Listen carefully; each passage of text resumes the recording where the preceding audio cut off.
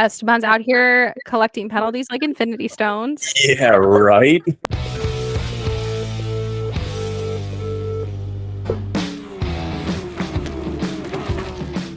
Well, we are so excited. We have the tech guru herself, Molly, or as you may know her at a bunch of red flags on TikTok and social media. Molly, welcome. We're so excited to have you. Thank you for having me back. I'm excited to be here with both of you two, and you're too kind. Tech guru, goodness. Oh my gosh. Honestly, I just thought now you are our first ever reappearing guest on the show. Really? Yes. Oh my gosh, I feel honored. Oh my gosh.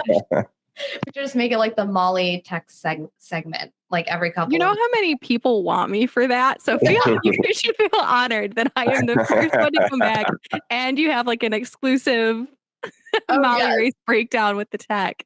Girl, you gotta start charging. Yeah.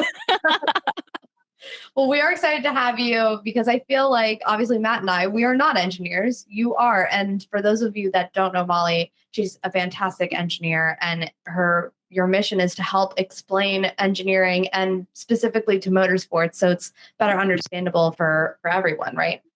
Yeah, that's the goal. I kind of made my page to stop annoying my friends with all of my talk about racing because I didn't have a lot of friends that are in racing. I've become even more insufferable, but then realized that nobody was talking about the tech side and nobody was really demystifying and trying to bring the barrier of entry down on the tech side because it's heavily gate kept and people are kind of nasty when you ask questions. And I was like, you know what? I'm already explaining race cars to all of my like friends or people that I do know that ask me questions about race cars. So why don't I just document the conversations I'm already having and answering the questions I'm already having in a recorded way and put them out there? And now it's kind of become a thing, and I still don't know how it has, but here I am. We love it. We love that it's a thing, and we love that you're the person doing it. You do a great job, and I learned so much from watching all your content. So I'm sure I'm going to learn tons more today. So fingers crossed. Yeah, no, I'm sure I will. But the race today, obviously first race of the season. What did you think of the overall race? Oh my gosh, that was, for as underwhelming as quali was, the race was wild. I was like, so I was looking at the gaps at one point though too between the field because the field spread was really wide between all of the cars. I was like, oh, this is going to be a snooze fest. Like I don't know what I'm doing. And then it started to kick back up with the packing back up, and the strategy kicked in. And I actually thought it was a great race at the end of the day. The attrition was happening too along the way, and so I think it kind of made for a very exciting first race and a really good look at kind of what the teams have in their hand for their cars. Yeah, definitely. I think it was a good race. Like you said, I feel like toward the middle is a little bit of a like, okay, everyone's settling down, nothing much is happening. Yeah, there's always a lull, I feel like, in races. Yeah, gotta have a nap. You gotta fit in a nap. Like, I can't get up this early and not gain a little sleep sometimes. There's a picture of me somewhere at a NASCAR race with my scanner headset on, listening to the race, and I'm asleep like this in the stands in the middle of a race, like just out. Dedication. That is what dedication looks like, people. But I mean, it was a good race overall. Did you have, I know we and everybody, I feel like after testing and seeing qualifying, everyone has their expectations or who they think is going to land where. Did you have any kind of expectations out of the normal, like Red Bull's about to dominate everything? Yeah. I think it fell about where I expected it to, and where kind of I think a lot of the tech community had expected it to as we were kind of extrapolating data and looking at designs. I think we kind of figured out that it was going to be Red Bull, Ferrari, Mercedes, and likely Aston based on what we were seeing and the phenomenal job that they were doing. That seemed like they were going to be in the mix. It was going to be how big of a spread, though, you know?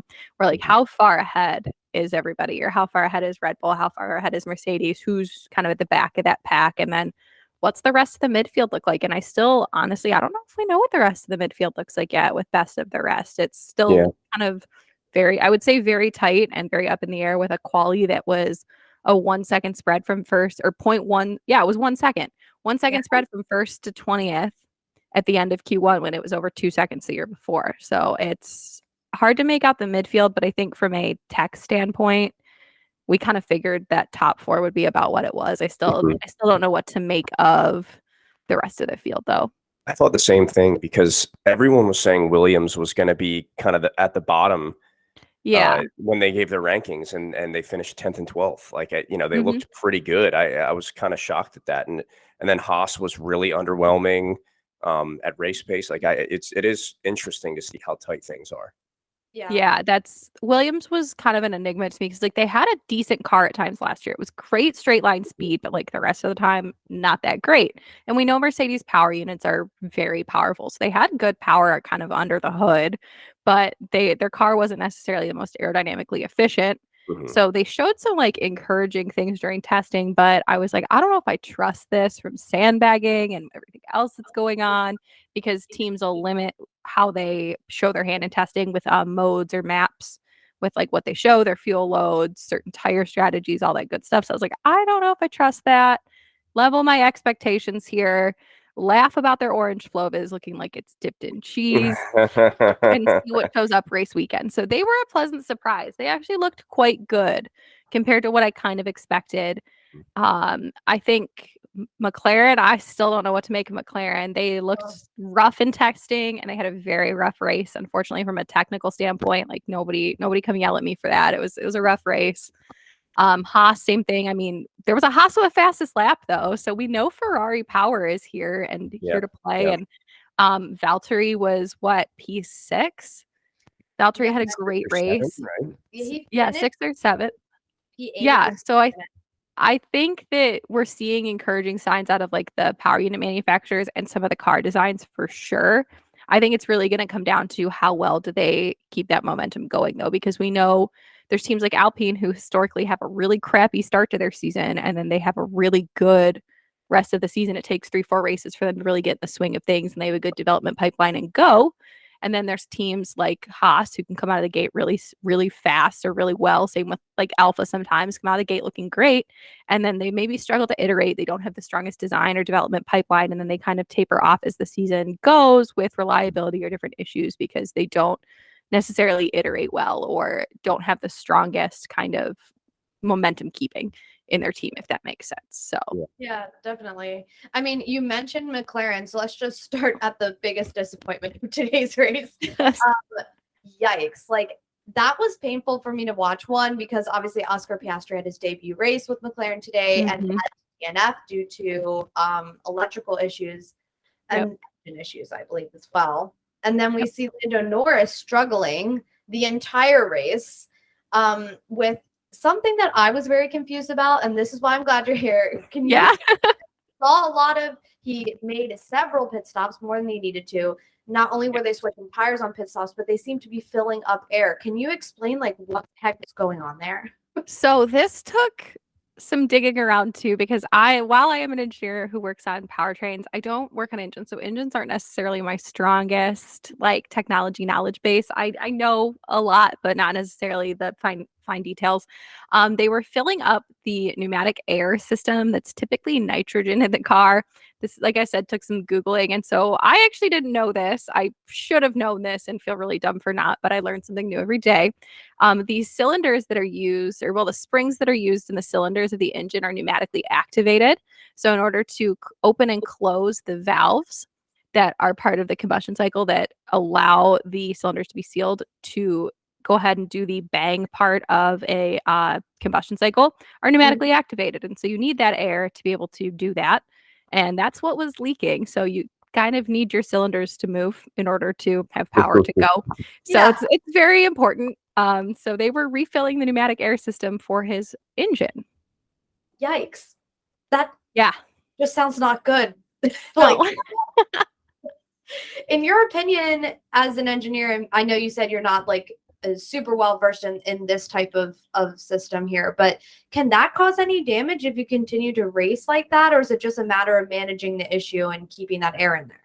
it could. You could, if you let it get your air pressure get too low, you could obviously seize your cylinders because your cylinders won't be able to be activated, and that's not great. You can scrape up cylinder walls. Those are really tightly controlled, finely designed. So there's teeny tiny clearances, and I describe the way that engines are transported to a lot of people is they're pretty much seized when they're out of a car until you get oil in them and you get them in a car. You get air in the system, you get everything kind of assembled, the engines are pretty much seized. So if you seize one up and you drop a cylinder, if it's just one, if your air pressure gets low enough, you lose multiple cylinders. It's a huge power loss, and then you risk actually damaging your heads, damaging different pieces within the engine, your pistons. You can throw a rod somewhere. So it's not great to seize up a cylinder. Yeah, and I mean, he finished last out of the couple of DNFs we had. In your opinion, if you were sitting on that pit wall as an engineer, would you have called it? Would you have said, bring her in? It's not worth it. I see both sides of this, and part of me in my risk averse thinking would say I want to preserve the engine, I want to preserve the components, bring them in. The other part of me, the racing side brain, says we need the better points, we need to cross the line. That's kind of the mentality there. Is I don't care, I have to cross the line, I want the best possible result, I need the best possible points, I don't care what it takes. I will find a workaround to make it happen. And that's what they did. And so if that meant longer pit stops, that meant having to refill the air system, but it got us over the line at the end of the day in whatever position that was, that's what I'm going to do. And so I am on McLaren's side at that point. Had there been any sort of signal that it was terminal or maybe more severe or maybe a safety issue, maybe I would have considered calling it at that point personally. But if there was a workaround that got me across the line, I would have kept going. Interesting. Because as a fan, I'm sitting there and listening to radio too, and I'm like, oh my God, just end it. Just put him out of his misery and mine.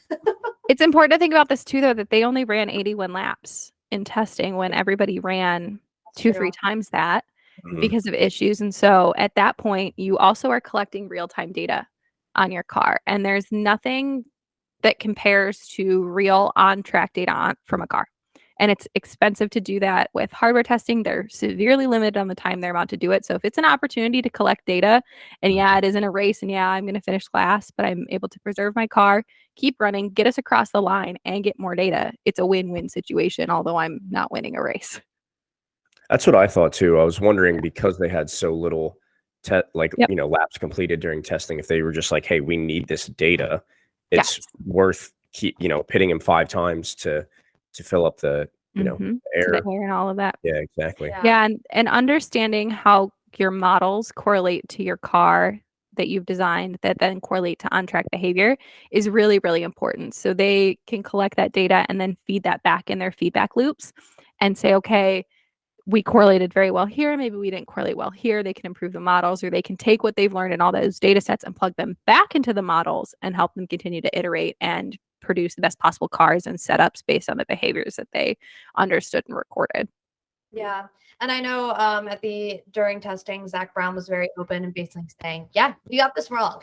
we got it totally wrong. We're going back to the drawing board. And he did mention they're basically going to bring almost an entirely new car or like pieces to this car in the next coming weeks. So let's cross our fingers and hope that they get this worked out and that these upgrades come and this basically all new McLaren shows up, and it's a much better story for these two. Yeah, my expectations were low when Andrea Stella, their new team principal at the launch, goes, well, we have this known deficiency and known weakness and known issue with the car. We're working to address the issue. We know what it is, and we're going to address it. It's going to take a few races to address it. And I was like, all right, I'm just going to lower those expectations right now, because McLaren notably has a very weak front end aerodynamically. They also struggled with traction last year, and they had brake issues. So I'm like, all right, what is the issue, guys? Or is it something totally new? So it's going to be interesting, I think, to see what shows up in a few races, especially out of the teams that are saying stuff like that, because I think Mercedes is going down that path too. It's crazy. I was kind of laughing though before, like when they were doing the drivers going around on the track and, the whole thing before the race. They interviewed Lando and he was like, I think the media was playing it up like we're worse off than we actually are. And I was like, oh, yikes. Yeah. Oh, friend, esteemed colleague. Although he still qualified P11, which I think just goes to show how unbelievably talented he is as a driver, because that car has no business being that high up. And here's the thing, quali though, it's all about single lap pace. So they may have a really good single lap pace setup. Another good example of really good single lap is Ferrari, but not necessarily the best race pace. So they could have a really good model and a really good setup for single lap pace that gets them up there. and gets them in places that they may not necessarily, based on race pace, have business being. Right. But then when you get to the race, it's a little more clear what their real pace is. But they can there's a lot of teams that have good single lap pace options and setups, and they're good at that. Yeah, definitely.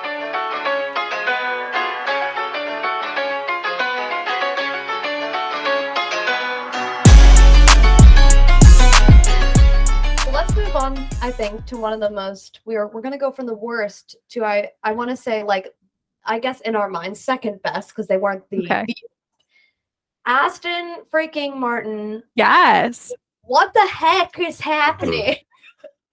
They made a real car. Yes, they did. I've been waiting to talk to you because I have so many questions around these like gully side pod situations, dark magic. Like, what is happening there? Like, obviously they're fast. They've made huge improvements from last year. Sebastian Vettel may be crying in a closet somewhere right now. But are those, if people haven't seen them, they're like carved out side pods. They literally look like the car, part of the car is missing. Can you explain kind of what the heck that does for that car, and what is that giving them this advantage there seem to be happening? So I don't know if that's necessarily the key to their advantage, and rather their entire aero overhaul is really the advantage. But what we're talking about is, I lovingly call them the void. There's like some sort of like void that the side pods dip into, and I don't know if anybody has figured out what they are. I thought that they were maybe feeding air because they ramped down like one of the like the Red Bull side pods. And I thought maybe they were feeding a feature on the floor underneath the side pods, that maybe there was something down there that they were feeding. I still haven't been able to figure that out, because then if you're feeding that downwashed clean air, because typically you put a scoop out like that because you want to either protect or direct flow. And I mean, you can do both, but that's kind of what they're there for. And so they're obviously trying to direct clean air and conditioned flow where they want it. I don't know what's down in the void. It's very clear when you look at the car from behind, though, that they are trying to get as much air to the rear of the car as possible, which is to help improve the efficiency and downforce across the rear. Because I think you remember the couch wing from last year that looked like it had the arms on it. Yep. That was an effort to prevent air spillage off the wing, and then that reduces the efficiency of the wing. So they were losing all this rear downforce. And so that twist of the side pod in the direction of the air is to get as much conditioned air and clean flow to the rear so that that doesn't happen anymore. So they've kind of corrected the issue as part of this overhaul aerodynamically. I thought it was funny when they launched, everybody was like, it's the same car. And I'm like, are we watching the same launch? No, it's not. It's no, just no. I mean, color-wise, yeah, sure. Like, same color. Yeah. But like, that's about it. Yeah, aerodynamic-wise, very different. No, and I think a big key of that is Dan Fallows. Do you guys know who Dan Fallows is? This is a Dan Fallows stan household right here. So Dan, if you're listening, hello. Dan is the technical director of Aston Martin, but he was the head of Red Bull Aerodynamics from 2014, so the start of turbo hybrid, until last year. Okay. Basically. So he's like who I think Adrian Newey reported to at Red Bull, in terms of the hierarchy of people. He's a very, very prominent aerodynamicist. He joined Aston Martin, I'm going to try and do dates here correctly, like April or May of 2022 last year. But there was a lawsuit. I don't know if you guys ever saw that lawsuit where Red Bull was suing him and going after him and Aston about his leave. I mean, they were trying to prevent him. Can we have? Well, Lawrence will just pay it off, right? Yeah. Okay. So, no worries. So there's the gardening leave rule in F1 to help prevent information sharing, right? Where if I want to leave like mid-season, there's like a 6-month to 12-month leave that I'm required to take to prevent current information from being brought over to the team I go to. His contract was supposed to go through the end of 2022, but his move was announced in 2021. So he was technically not seeing out his contract. And he argued that his gardening leave was 6 months from his date of, by Red Bull, I want to leave. Red Bull said, no, it's 6 months from the end of your contract at the end of 2022. So you shouldn't be allowed to go to Aston Martin until 2023. Mhm. I don't know what happened really, but the lawsuit essentially let him go to Aston Martin starting in April of 2022. So he came on like halfway through the season, and that would have been right in like the prime of 2023 car development. Yeah. So Right. this is a lot of work of Dan Fallows and his knowledge and his brain and his aerodynamic style, which I don't think we've seen a lot of because he's been under the Red Bull arm for so long. We know that those are very infamously Adrian Newey's design. So I think he's taking a lot of what he's learned working from Newey plus his personal style and combining it with this incredible staff that Aston Martin's put together, because Aston Martin has a small army basically that they have hired in the last couple of years here in an effort to become competitive. So I think that this is a combination of a lot of things. The new Void Pod is probably part of it because the aerodynamic efficiency of this car just looks incredible. And in F1, it's important not necessarily to have the most powerful car, because Ferrari actually technically has the most powerful power unit, but Red Bull is more aerodynamic efficient and they're better balanced. It's not just always pure power. It's, well, how many Monzas are there? How many Spas? How many Bakus? It's how many of these different types of tracks do you go to and how balanced are you for them for all of that, rather than just pure power. Because that's pure power is great, but if my car is really draggy, it's going to be like a sail in the wind, and just I could be putting all this power and not getting anywhere. And power. Jeremy Clarkson is all about speed and power, in the words of him. But to your point, it's not everything. And they seem to be good on both ends of this speed and power and aerodynamics. Yeah, and I think it's going to be really interesting to see how Mercedes takes this, because Aston Martin is Mercedes' customer team. Yeah. They take their gearbox, as far as I'm aware, and also rear suspension. So the entire back end of that car is Mercedes essentially. And they use Mercedes wind tunnel because their wind tunnel is not up and running. So and they're beating Mercedes. I imagine that doesn't feel very good. I thought it was really, really funny to see Mercedes undercut a customer team to protect them from getting overcut by a customer. And I was like, what is this? Formula E? I don't know if you guys are paying attention to Formula E, but the first race of the year, all of the customer teams outperformed the factory options for the powertrains. It was incredible. And they're still actually doing really good. Like, I think Porsche is the only factory team that's like really up there. Nismo had a good race, but it's like all of the customer teams are beating factory in Formula E, and it's crazy. It was amazing to see. Obviously, it's been super hyped. Like the Alonso hype train has been full speed. Past week testing. Has been, and Lance's hype train, not so much, but like it kind of. I'm on the Lance hype train. Okay, well, I might be as well, because this pains me a little bit to say this. I mean, besides him completely shunting into the back of his own teammate at the beginning of this race. But wow, like honestly impressed with his ability to drive that car yesterday and today, with apparently pins and a broken toe, apparently. That's also 2 broken wrists and a broken toe. Yeah, so Lance Stroll, maybe you're more of a man than I ever thought you were. He's definitely gets a bad rap just for being a rich guy's son, but I do think he's actually a pretty good driver, and people just don't want to give him that credit. Go look at his ladder stats. He actually has like pretty good stats out of like development series and whatnot. So that's like part of me why I'm on that train. It's like he just seems a little misunderstood, being the son of a billionaire. Yep, exactly. Yeah. Also, like, props to that doctor. I think he went to one of the MotoGP doctors, and like to go from bike accident. Snowboarding is a NASCAR driver that just broke his leg. Go from a bike accident, surgery, and 14 days later be in a car is super impressive. Definitely. I mean, bring him on staff. I don't know what you got to do. It's like that's oh my gosh. It's like I think the same doctor that did, I don't know if you guys follow MotoGP, but Marc Marquez's multiple arm and hand injuries, and he's done multiple other riders' injuries in their hands, like and they're back on a bike in like 2 weeks, a week. Just depends. Hands are, for doctors, it's just a miserable thing to try, and they're so intricate, small. Like that's fix a hand is crazy, and then be back in however many days. Yeah, it is impressive. Yeah. So it goes to where it's due. I mean, he also didn't have a bad. I mean, I feel like if he was at full health, he probably could have been right behind. I think so too. Yeah. I think he would have probably had a better quality than he did, and I think what he was, I don't even know where he finished, but he got points, right? To finish how he did And to be struggling as much as he was through the weekend, I'm just so impressed with that. Like major props. Yep. So I think had he been 100%, I would be watching out for both Astons at that point. Yep. I was just going to say, and it's one thing that I think we know from all the teams that Alonso has been on, he knows how to set up a car and he knows how to kind of say, this is what we need.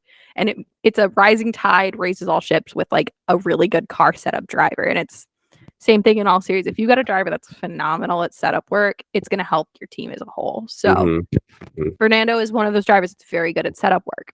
So and I think something that's unique about Fernando, and they even said it like during the broadcast, they said he's one of those drivers that drives with 20% of his brain and thinks with the rest. Like he's thinking one step ahead, like not even just for himself, for his other teammates, for his other other drivers around him. Out here playing like 5D chess in the middle of a race. Yeah, exactly. It's scary to watch. Not it's exciting, but also scary. And I mean, I'm excited to see what the rest of the season holds for them. But I would say one team that's probably shaking in their little shiny, expensive designer boots right now would be Mercedes. I kind of alluded to that.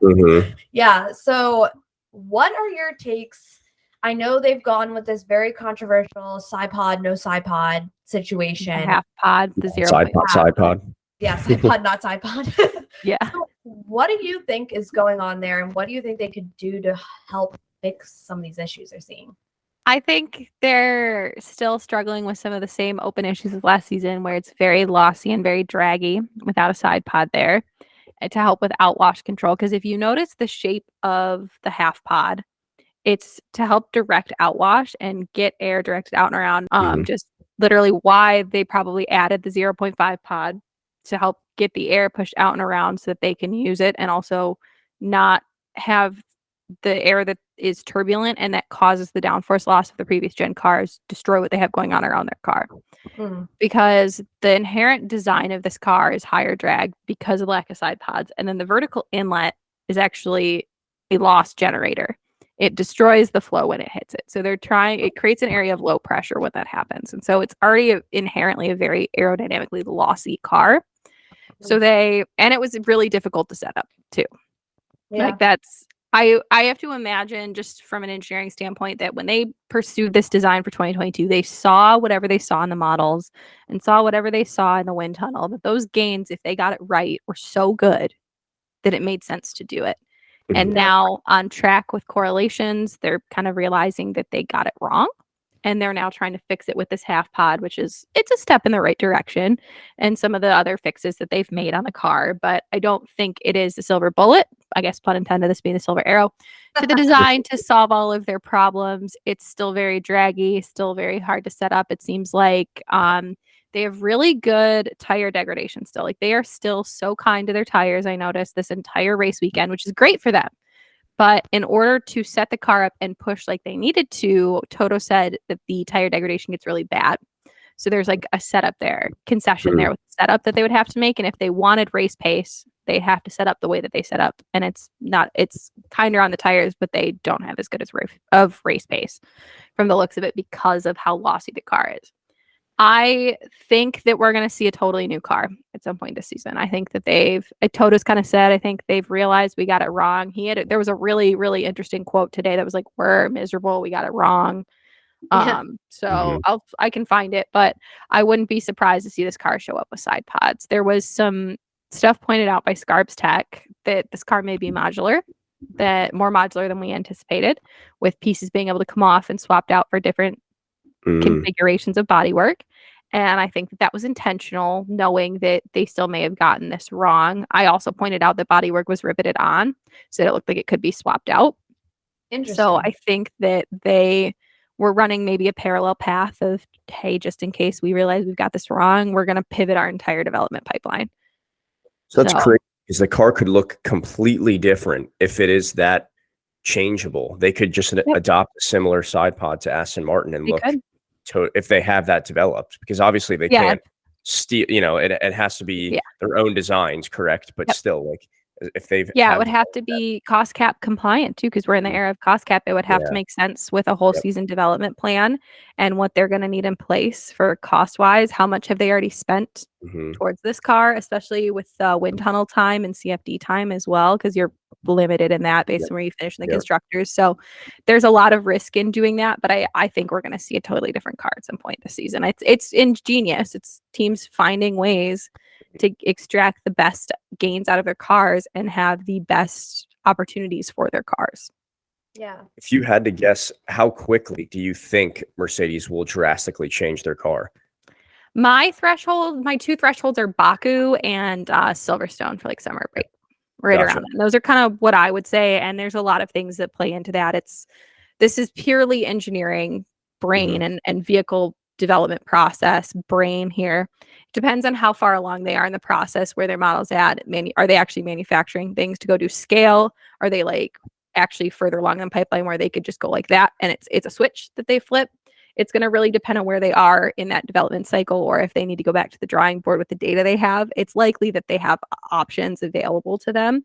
It's just going to be a matter of then production, data collection. Does it make sense to bring it here? Does it not, with the type of track that it is to like introduce it at? Are they going to be able to take it? Are they going to take a filming day and do it? It's kind of just there's a implementation timeline that they'll have to have considered. So, and I mean, Formula One and racing is some of the fastest development and manufacturing labs in the world. You can have an issue at a racetrack and have a part out to you same day from the shop flown over in certain series, and I'm sure Formula One is no different. So if they were just like, hey, we want to do this, they probably could have had something changed and flown out that race weekend if they wanted, depending on what it is. I mean, carbon fiber is a little more difficult because there's cure times and all that good stuff, but certain things you could have flown right out during a race weekend. Yeah. Now, we've talked about this on this show, and I've heard other people talking about it too. Obviously, you mentioned this era of the cost cap. Basically, was their success due to the extra $40 million they were spending every single year? Sorry. I get what you're saying. I think it helps to have that extra money floating around, because to be able to play and to be able to maybe build models, to be able to kind of make a scale wind tunnel run when my resources aren't limited is great. I can go do whatever I want to do and it'll help me get my gains. And that's part of why we saw such a field spread that we did. Reining in the financial side and the analysis side, because I think that's a very important component as well to this. It forces teams to not only triage and prioritize a lot better. So I don't necessarily think that it's we had all this money and now we're not good because we had all this money. I think it's forcing them to really prioritize and hone in on what their priorities are and what they want to do. And because they don't necessarily have all the resources to be playing and scheming in the background with other things now in this era, it may look like they're not as good, but it's still the same team. It's still the same talent. It's still the same knowledge, and they're still building great cars. It's just that they now have to really focus and decide, well, if I want to do this, what does it come at the expense of? Is it really worth it to do this now? Is it going to be worth the gains? Because I could go spend, I'm just going to make up a hypothetical situation. I could go spend $5.5 million on an entire development and implementation cycle of, let's say, a new wing. And that new wing is only going to get me a half of a tenth. Is it really worth it? You know, is that $5.5 million really worth that marginal, teeny tiny little gain? Or do I see a gain that I could go spend maybe 5 or 6 million and it gets me 2/10? You know, so there's some triaging. So then I don't spend all of that money on that wing and I work with the wing that I have, because I'd rather target a much bigger gain that's more expensive. While it looks really lucrative, because I want the timesheet to be as quick as possible, I want my car to be the best on the timesheet, I now have to kind of pick and choose and have to really, really hone in on what I want to do. Yeah. How I imagine it goes is Toto's like, sorry guys, Schnitzel cart's gotta go. That's how I imagine it actually goes down. No more pumpernickel for him. Sorry, Toto, it's generic. Yeah, sorry. It's not straight from Austria. But I think the man is so desperate at this point. He's like attach himself to one of these vehicles. If it would make it go faster, just the way he's been talking. I've never heard Toto Wolff speak like that. Yeah. Seems like he's lost his composure the past couple of years. And I think it's not a slight at Mercedes power. I think Mercedes power, given what we've seen with Aston, it's one of it's up there in my opinion. And I think it's just a design philosophy thing that they saw something and went for it. They took a risk, and that's the risk balancing and aversion, and how much risk are you willing to take in racing? It's kind of always there. And they went for it, and now they're kind of feeling the effects of taking that risk. I commend them for being a team that's willing to take a risk and not necessarily go the conventional route and try this. And I think now it's just they're feeling the effects of it.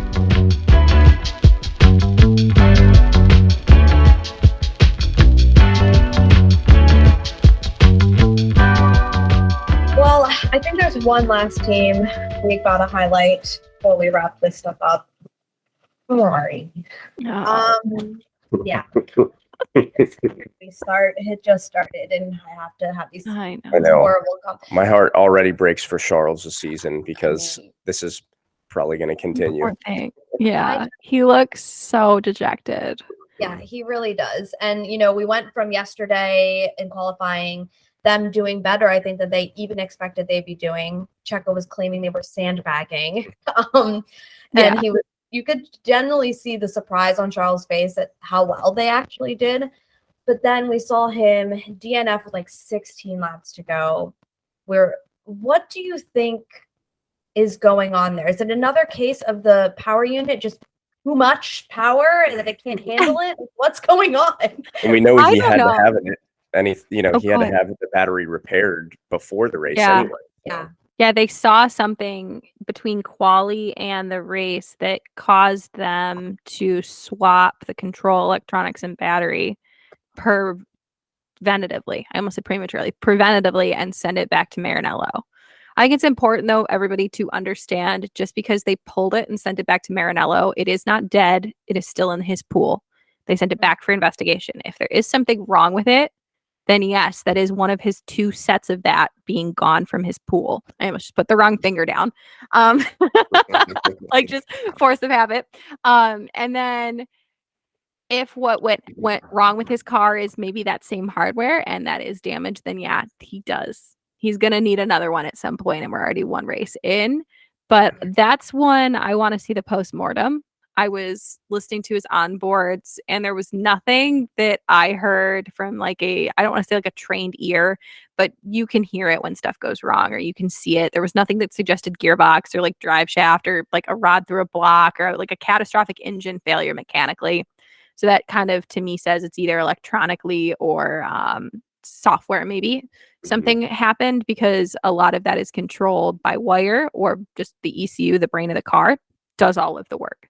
So that could mean it is maybe an ECU issue. I would kind of expect to see more, because ECUs are standard. They're provided by McLaren Applied. We are a McLaren Applied Stan household as well. They are fantastic. They provide ECUs to every racing series in the world. So they do some really cool work. They also, I believe, do accident data recorders as well. But super cool company. Everybody uses them. It's standard. It has to be provided by the FIA with standard software loaded in it. So you can't play with that thing. So it's either in the ECU, so the brain of the car, or it's in those control electronics that were replaced that you were mentioning with the battery and the control units.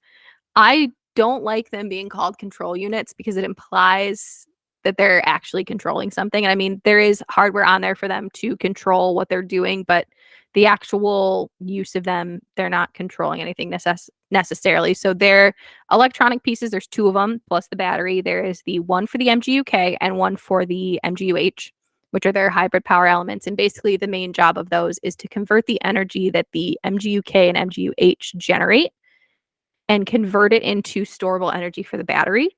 And then when they're ready to deploy that energy, convert it back out into energy that the car can use. So it's basically like a glorified inverter. I don't know why they call it control electronics. I would consider it an inverter in like my line of work, but they're basically like the inverters for power. And so they saw something and changed them out. And that very well could be the problem too, because if he just had a straight power loss, he could have lost whatever that was. And the MGUK helps turn the engine, and we know an MGUH failure can be terminal because it's tied to your turbo.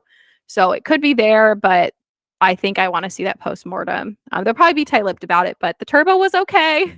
Mechanically, the engine was fine. Nobody panicked there. I think Ferrari power is showing good signs of speed, but it's a little like, I don't know. It's a little suspicious one race in to already be having problems. I know They're still really struggling with tire degradation though too. That was something they struggled with last year. They were not happy with their tires. Yeah. Where it's like we're seeing maybe some glimmers of hope in the strategy department. Like they made some changes in the strategy department. It seemed like maybe they were calling a pretty good strategy. Yeah. And then Charles obviously had the failure, but then they were managing too much tire deg compared to the Mercedes. It's very kind on its tires. The Red Bull that has incredible tire deg and was a rocket ship. And then the Aston that's also very kind to its tires. Like that thing doesn't even eat its tires. Those tires looked so good at the end of their long runs. It was wild. So I think they need to understand how to manage the deg as part of this too. Not necessarily reliability. I think Fred was saying that they know that it's setup related, and so they need to work in optimizing ways to help manage that. And then the reliability needs to be figured out because it's unacceptable.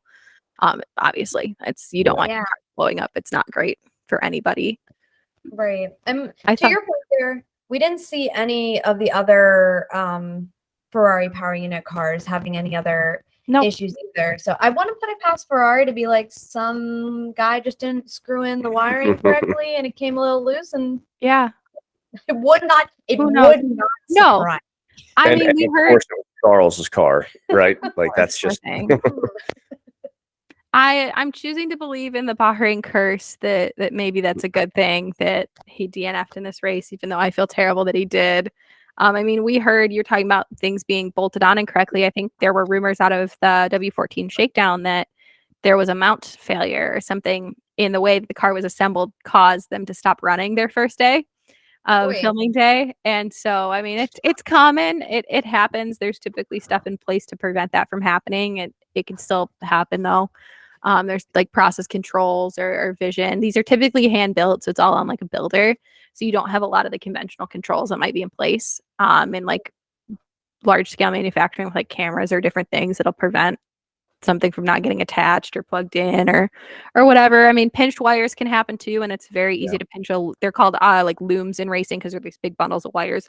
It's really easy to pinch a loom and then your wire because as you're rattling around, you chafe through the wire. And there you go. There it goes. And there could be things intertwined that once you lose a signal, whole car goes and shuts down. So there's different things that it could be. I'm not too panicked yet. I'm still like, one race, really, Ferrari. But at the end of the day, I think seeing that Red Bull also made a change to air intake pipes for reliability concerns before this race started, I don't feel as terrible that there's somebody else out there having these issues of reliability concerns after one race. So yeah, that's true. That kind of flew under the radar. We did not know about that until you mentioned it with us. Yeah, they swapped like for like, so I think nobody freaked out as much because they're also an unrestricted quantity component. It's just reported in the Park Fermé breach because there's a document that gets put out if you like if you follow the FIA document spot on Twitter, it'll tweet it out when it goes live, or if you just poke around on the FIA website, it goes live, I think like an hour before race start. All of the Park Fermé breaks, if there are, or like curfew breaks, it's all reported. And you're allowed to break Park Fermé for certain things with like for like swaps of components, whereas like a whole new engine, that's where I take a grid penalty. That's a Park Fermé violation. But if I had like a damaged wing and I just have the same exact wing laying around, I can like put it on. Yeah. Interesting. It's definitely not encouraging to see, but I mean, at least Carlos finished. I mean, he finished in 4th, so not too bad. I think better than they were expecting, obviously hoping both cars would cross the finish line. But you did mention tire deg, that the Ferraris are struggling with that. And I did notice toward the end of the race, like Carlos was saying over the radio, I'm not going to be able to fight him. My tires are going to be gone.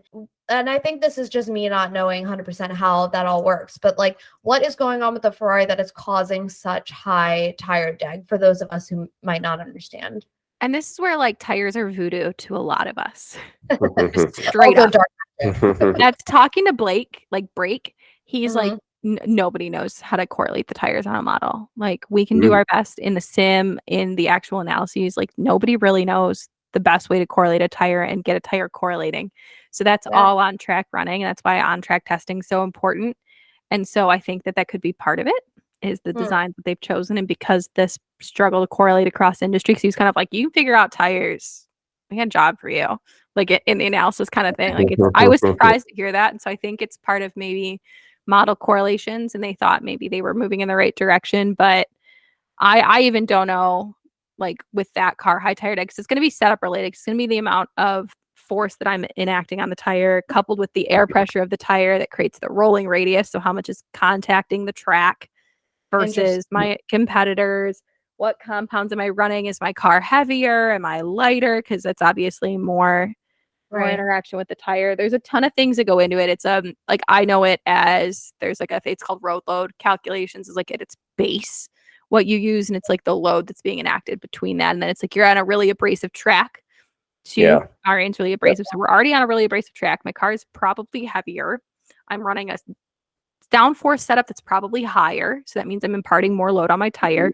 That car looked like it was running a little bit higher of downforce this weekend. It was still medium downforce, but on the higher end, most likely. I mean, we don't know without truly knowing, and then we don't know their fuel loads, but high fuel load would contribute to that as well, which once you started to run through the race and you were still getting DEG, it's at that point going to be the downforce and the way that my suspension, my car, and the load is transferred across the car to the tire. And I know that's like a terrible non-answer, but the tires are voodoo, and I still like we can guess what goes into it and we can guess what's going on, but there's not always a finite answer when it comes to tires.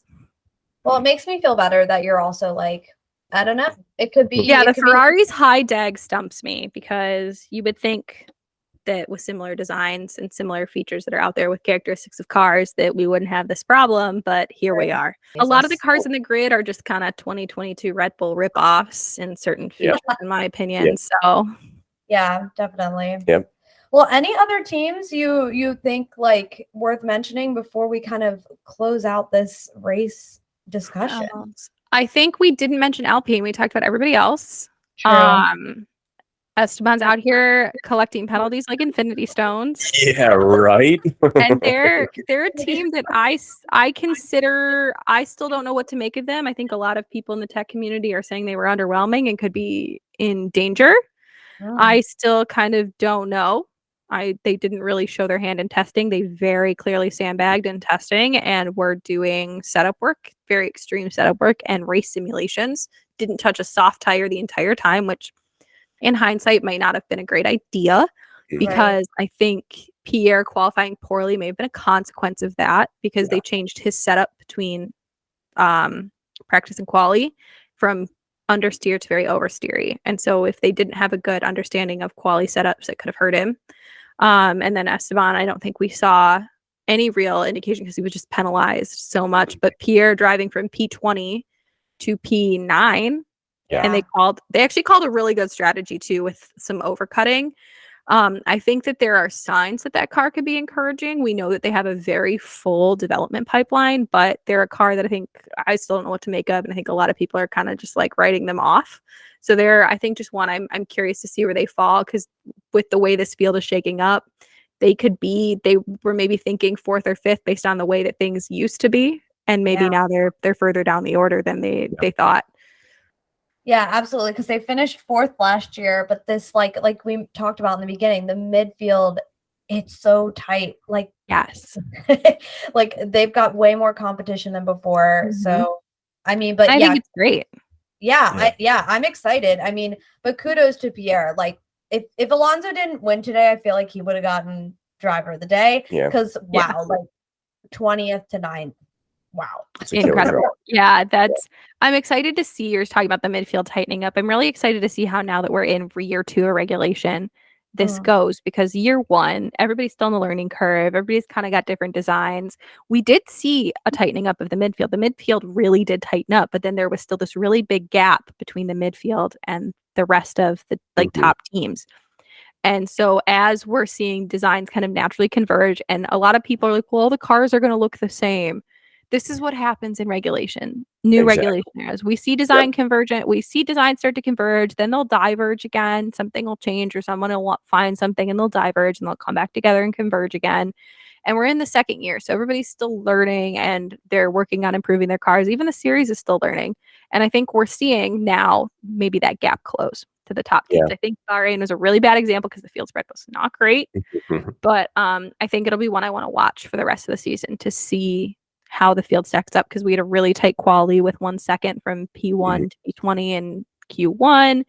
Even in Q3, it was really tight. So I'm kind of looking forward to seeing what this does to really kind of tighten that gap up, because it's very clear the midfield has gotten incredibly competitive. I want to see that gap close between the top teams in the midfield now. Definitely. Yeah, I'm excited too. And like we also know like some of these teams we expected to be in the midfield that are bringing upgrades. So they could also be playing in that area as well, which is insane to think. But it is exciting. First race, always exciting. But I think just be ready and waiting for the first upgrades. Who's going to bring it? What's it going to be? What's it going to look like? And how's it going to help them? I cannot wait. Yeah, I know. And I'm going to be like consuming all of your content to be like, what did they do? Yeah. Explain this to me. What does that little thing on the end mean? I will do my best. If not, I will direct you to somewhere that is explaining it. Seriously, though, we are so thankful for you to come on and like. Thanks for having me. Anytime. Give me a heads up. I'll try my best to be there. Well, you're a lady in demand now, so I don't I know. I don't know what happened. Stop being so popular, Jesus.